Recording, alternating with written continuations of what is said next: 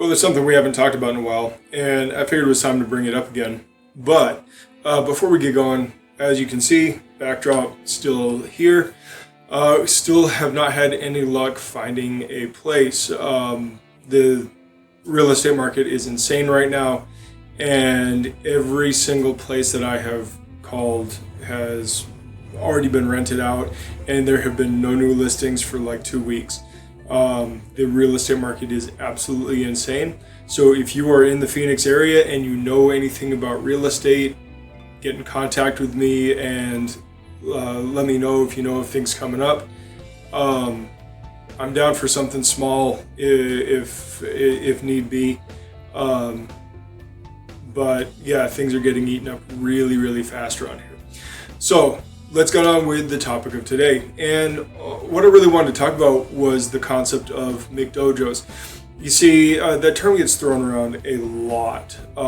There are entire social media accounts dedicated to the concept of the McDojo, of course, making fun of it, not supporting it. And one of the things that we need to do is actually kind of define what a McDojo is. So here's where we get into some sticky situation. Depending on who you ask, they're going to have different ideas of what a McDojo is. And so let's start with something very, very, very simple. If we're using the Mc term in front of it, i.e. McDonald's, then what we are really actually saying is something is of low quality, cheap, easy, fast, but not high quality.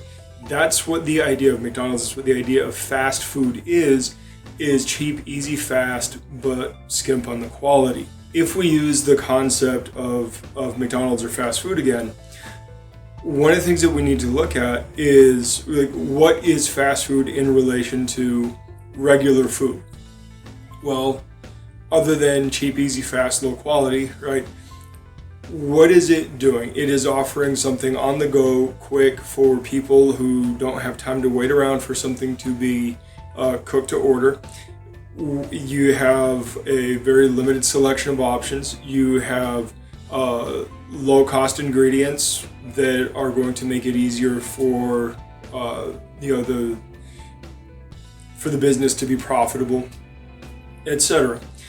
Now, if you were to try to structure a diet around fast food, you would have a lot of trouble trying to fit your macros in appropriately. You would have a lot of trouble, keeping things in balance. But technically speaking, it could be done. And the funny thing is, even though it is cheap up front compared to eating out, it is still more expensive than cooking for yourself at home. So all it is really saving time, right? So how does that relate to this concept in martial arts? Well, in this concept in martial arts, what you'd really be looking for is the fast food version of martial arts is often going to be your belt mills, the places that you can go to learn a few forms, a few techniques, get in some maybe extremely limited point sparring or something like that, work up a sweat and go home. It's essentially for your recreational martial artist who's not really interested in getting all the way in, but they want something to do, something that is interesting and fun and athletic and makes them feel special without necessarily buying in. Now, we can argue about whether that's right or wrong, good or bad, but what that isn't fraudulent. That isn't fake martial arts. What it is low quality martial arts. And we have to divorce this idea that the McDojo concept is the same as fakes and frauds. Those are actually two completely different things. There's not really an industry equivalent for the fakes and frauds as far as food is concerned. What we'd be talking about would be more like snake oil salesmen back in the day. That's really where the fakes and frauds fit in. They're not a fast food version of a real thing.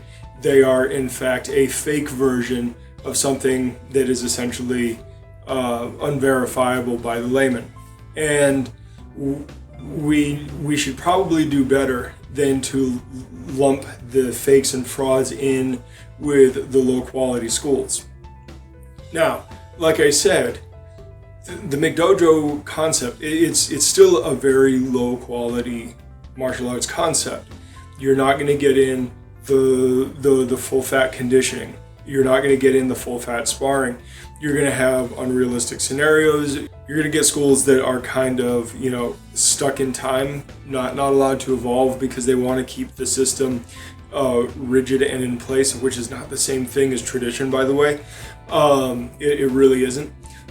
So what we're talking about really is something that is formulaic, that is designed to appeal to as many people as possible, which necessarily lowers the standards because there's a reason you don't see people in mass in real martial arts schools. And it doesn't necessarily mean they're doing anything wrong as long as they're being honest about it. And that's really the crux of the matter, right? That is the crux of the matter. Now, if you had somebody like McDonald's saying, we are equivalent to, 3-star Michelin cuisine, then they'd be lying, right? And if you have a low quality belt mill saying we are the same as this extremely high competitive, kickboxing school or law enforcement academy or whatever, they obviously would be lying. And there are plenty that do that. That's a separate issue though. That's not a McDojo issue. That's a snake oil issue. They are two separate things. So when we talk about McDojos, we kind of need to understand where they fit in the culture and what we're talking about. And we need to be honest and clear about our terms. I talk about this a lot. We have to be clear and concise with our terminology, simply for the fact that we need to be able to communicate with one another. And rarely do two people's understanding ever meet in the middle. And we need to be able to sit down and define what do we mean by things.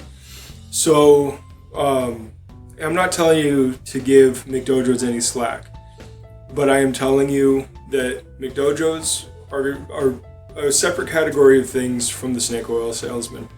And it is entirely possible for them to go into that territory, just like it's entirely possible for them to change their minds and go into a good direction.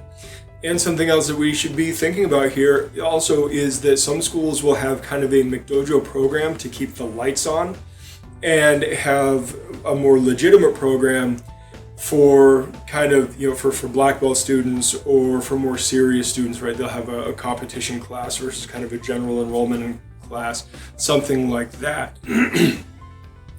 Some schools will make you go through black belt in a more recreational style to kind of get your basics down and everything before moving on to the more serious training, simply for the fact that they want to keep as many people paying tuition to keep the doors open as long as possible, but still give people a chance to actually experience the full fat thing, knowing that most people are not going to buy that thing.